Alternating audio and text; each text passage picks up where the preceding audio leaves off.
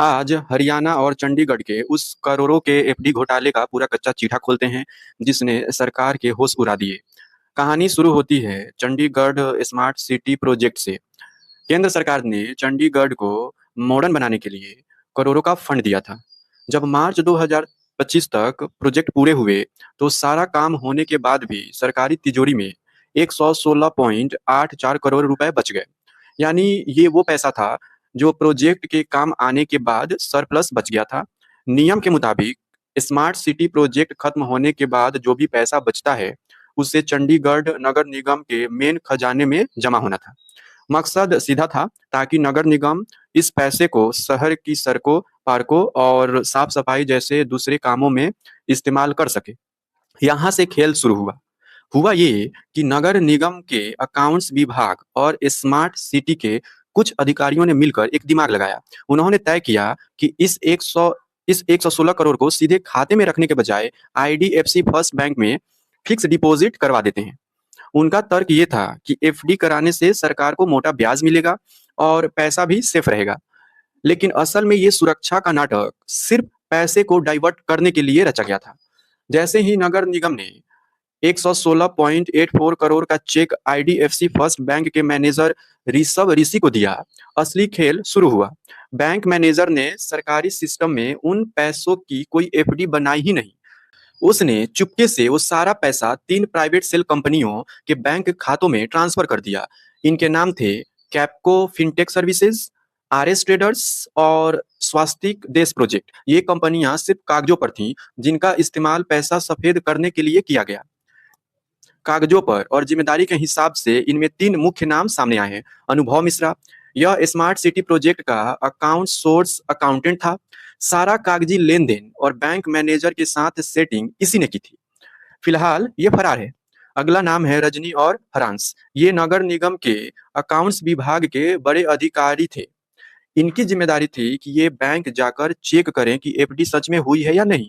लेकिन इन्होंने सिर्फ बैंक मैनेजर की दी हुई कागजी रसीद को ही सच मान लिया और एक साल तक बैंक स्टेटमेंट तक नहीं देखा। पुलिस की शुरुआती जांच में जो मिला वो किसी फिल्मी कहानी से कम नहीं है।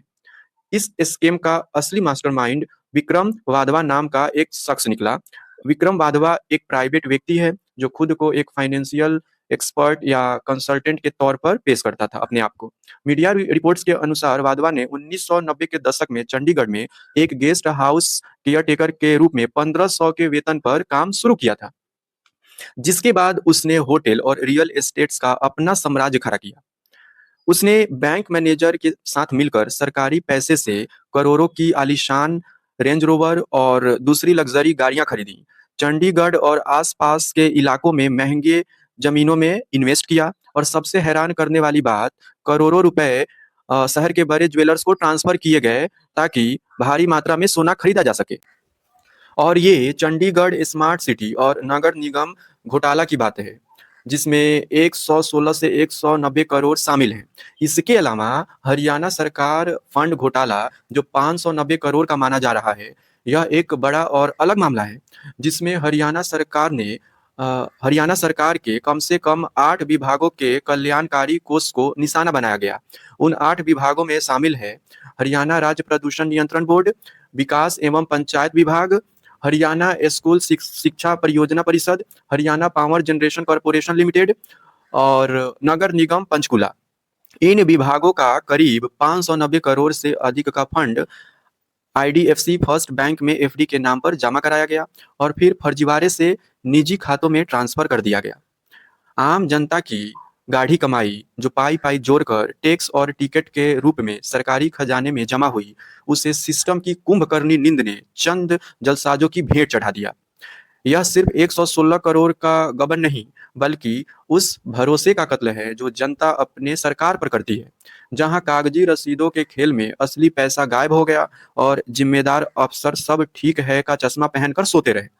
धिक्कार है ऐसे डिजिटल इंडिया के दावों पर, जहां करोड़ों रुपए लूट जाते हैं और सिस्टम को एक साल तक कानों कान खबर नहीं होती। यह लापरवाही नहीं, जनता के हक पर सीधा डांका है। इतने बड़े एफडी फर्जीवाड़े को एक अकेला इंसान अंजाम दे दे, यह मुमकिन ही नहीं। यह तो बैंक के भेड़ियों और सफेदपोश कुर्सीधारियों के गहरे नेक्सस की सरांद है। जब 1 साल तक करोड़ों का हिसाब फाइलों से गायब रहा, तो क्या बड़े अधिकारियों की आंखें सिर्फ मलाई छानने के लिए खुली थीं? बिना सिस्टम के मिलीभगत और ऊंची पहुंच के जनता का टैक्स का पैसा कागजों के टुकड़ों में तब्दील नहीं हो सकता।